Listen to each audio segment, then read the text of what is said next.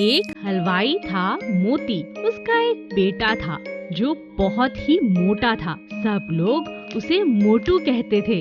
मोटू दिन भर सिर्फ खाता रहता था। सुबह उसकी माँ जो भी खाना बनाती वह सब खा जाता। दिन में वह अपने पापा की दुकान पर जाता और खूब सारी मिठाइयाँ खा जाता। मोती ने कई बार मोटू को समझाया कि वह कुछ काम करे, पर मोटू ने उसकी एक न सुनी। माँ, खाने में क्या बनाया है? लो बेटा, खाना तैयार है।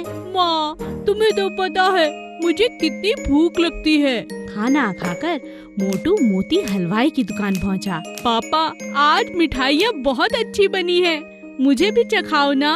अरे तुम्हें कितनी बार कहा है, कुछ काम करो, अब तुम बड़े होते जा रहे हो। सारा दिन खा खा कर मोटे हो गए हो। सभी लोग तुम्हें मोटू मोटू कहकर छेड़ते हैं।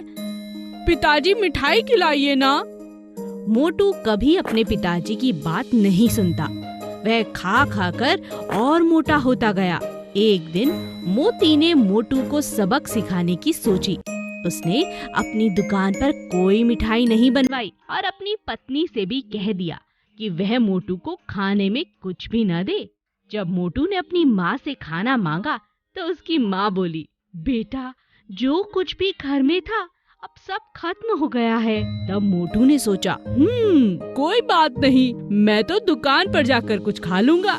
जब वह दुकान पर पहुंचा तब देखा कि दुकान भी पूरी तरह खाली है। वह परेशान हो गया। अरे पिताजी, दुकान खाली क्यों है? मुझे तो बहुत भूख लगी है पापा। क्या दुकान पर कोई मिठाई नहीं बनी? नहीं बेटा, तुम तो जानते हो आजकल दुकान अच्छी नहीं चल रही, इसीलिए आज कोई मिठाई नहीं है। लगता है दुकान बंद करनी होगी। मगर पापा, मुझे तो बहुत भूख लगी है। बेटा, अगर तुम्हें भूख लगी है तो जाओ कुछ कमा कर आओ, तभी कुछ खा पाओगे और हमें भी खिला पाओगे। मोटू परेशान होकर वहाँ से चल पड़ा। सारा दिन कड़ी मेहनत मजदूरी कर कर सिर्फ उसे कुछ पैसे ही मिले। शाम को जब वह घर लौटा तो उसकी माँ ने उसके लिए खूब सारा स्वादिष्ट भोजन बना कर रखा था। माँ बोली, आओ बेटा, खाना खा लो। मैं जानती हूँ तुम सुबह से भूखे हो, आओ आओ। नहीं माँ, नहीं, मुझे भूख नहीं है।